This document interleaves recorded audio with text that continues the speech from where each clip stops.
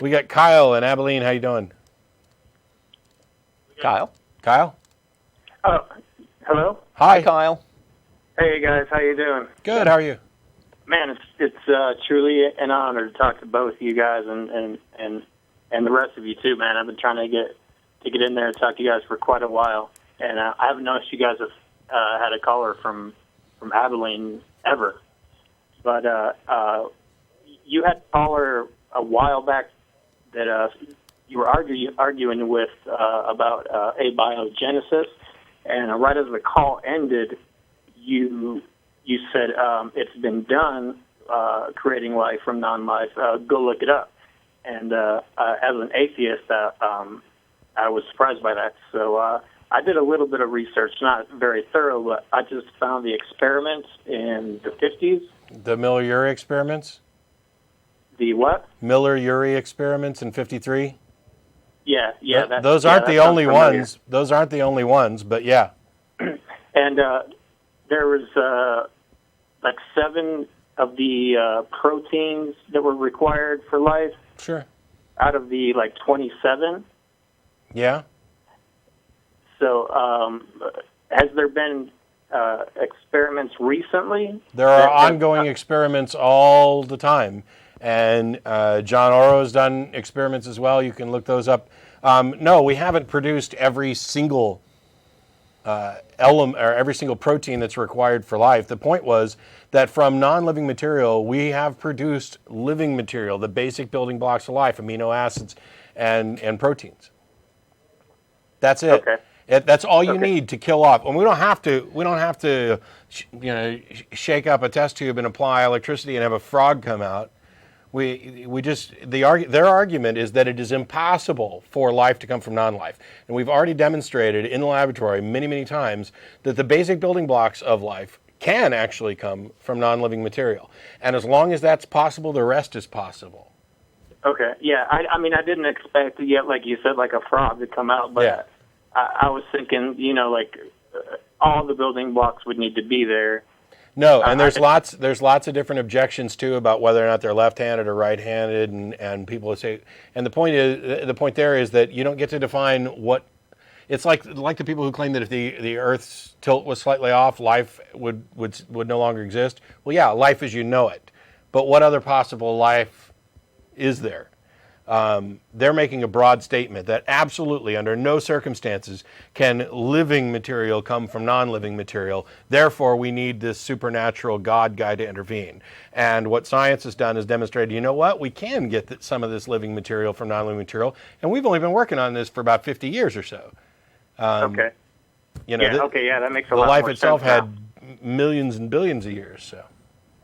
Okay, one more quick question that's been bothering me. I watch a lot of debates with Dinesh D'Souza and Hitchens and some of the other guys. And morality comes up, and the theists like to bring up, well, where do you get your basis for morality? And I'm always screaming out, well, I provide the basis for that morality, and to me, it's kind of irrelevant where the basis comes from, and it doesn't really matter as long as the group as a whole agrees on what's going to perpetuate, the community.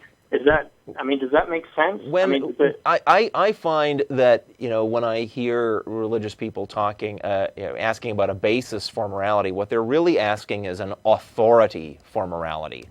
That's what they're really getting at. It's like, well, we can tell them all kinds of stuff about how, well, we observe the world around us and we see what kinds of consequences come for our actions, and we decide then on the basis of watching what the actual consequences are, we decide what sorts of ways to behave are productive and which ones aren't. And what they're really asking is not, it's obviously not what the basis is, because that would be the basis. What they're asking is, who died and made you God? That's what they're asking. They say, well, it doesn't matter. You can't. We have this imaginary friend who is so smart that everything he says about what behaviors are right and wrong is automatically right. How can you be automatically right? You can't. Therefore, you can't provide a basis for morality. Well, how do you respond to that? Right. They say, well, you can't. You can rape somebody because it's just molecules in motion, and it doesn't. That's neither right. And nor wrong. apparently, they're living in a universe where raping people leads to good consequences. Yeah, this is the same thing that a previous caller was trying to do as well. The claim that if human beings are merely physical matter, then everything is up for grabs, and it all goes out the window, and rape is just molecules in motion. No, it's more than that, and the reason is because we've defined it and declared it to be so. We, as thinking, caring, empathetic human beings who are alive and who share space with others, we have gone and over the course of time constructed this kind of ethical